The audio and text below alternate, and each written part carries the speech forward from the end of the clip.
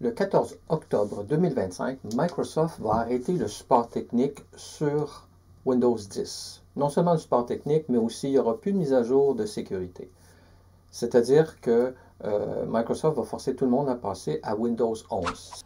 Cette version-là impose des restrictions de sécurité supplémentaires et donc du matériel dans les ordinateurs plus puissant. On va demander aux gens d'avoir au minimum une puce TPM version 2 et aussi on va leur demander d'avoir un processeur qui date environ, ça dépend des processeurs, là, mais 2018 serait à peu près le plus loin qu'on peut retourner en arrière. Maintenant, ça pose plusieurs problèmes. Premièrement, ça pose un problème d'éthique majeur puisque 240 millions d'ordinateurs vont devoir être mis à la poubelle, au mieux, au recyclage. Il y a d'autres options à ça. Donc, on pourrait peut-être forcer l'installation de Windows 11 en trafiquant le registre du système afin d'être capable d'installer Windows 11 dans un ordinateur qui officiellement ne le supporte pas. C'est une option. Mais c'est, à mon avis, pas la meilleure option, puisqu'il y a une troisième option beaucoup plus intelligente, et ce serait d'installer Linux à la place de Windows. Se défaire des pratiques invasives de Microsoft est probablement la meilleure raison de passer à Linux. Il fut un temps où Windows allait simplement chercher des informations au sujet de la stabilité du système. Si Windows plante, Microsoft reçoit un message qui lui indique qu'est-ce qui s'est passé, ce qui est très bien, ça leur permettrait à l'époque d'améliorer le système pour qu'il puisse être de plus en plus fiable. Maintenant, c'est plus la même chose. Le système vous envoie systématiquement toutes sortes d'informations sur votre utilisation, sur ce que vous faites avec votre ordinateur, et l'envoie chez Microsoft pour que ces informations-là soient finalement revendues aux plus offrants. Cette pratique-là a atteint son paroxysme au moment où Microsoft a introduit un système qui s'appelle Recall.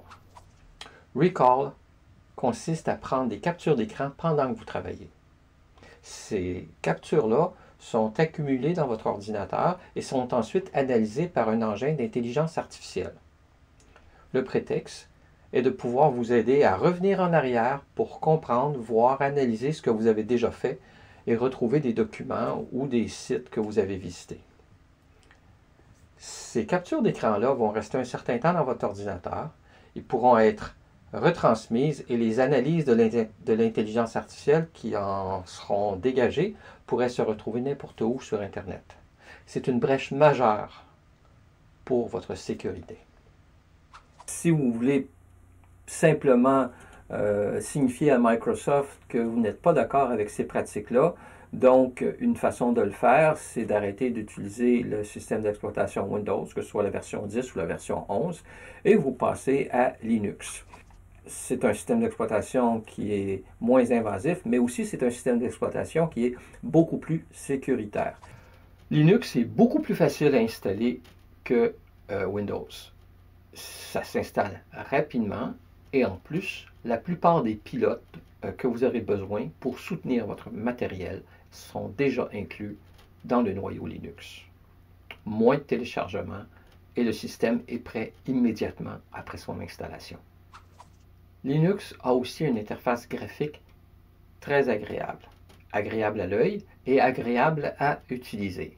Vous pouvez le paramétrer à souhait et vous aurez l'interface qui convient à votre méthode de travail. Donc, maintenant que vous savez tout ça, j'ai préparé une série de petites vidéos simples à suivre qui vont vous permettre d'installer Linux dans votre ordinateur. Vous êtes prêts? Suivez-moi.